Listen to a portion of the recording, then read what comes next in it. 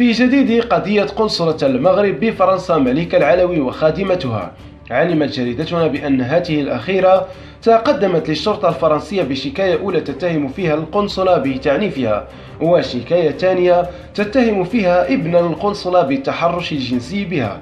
وحسب مصدر جريدتنا فإن الشرطة الفرنسية فتحت تحقيقا فور توصلها بشكايتين، وساهمت في إخراج الخادمة من منزل القنصلة.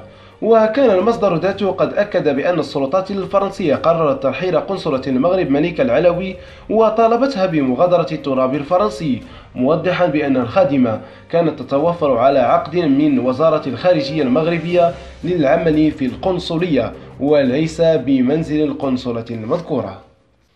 إذا أعجبك الفيديو فلا تنسى الضغط على زر لايك وترك تعليق، ولكي يصلك كل جديد اشترك في قناة لزاوي تي في وفعل زر الجرس.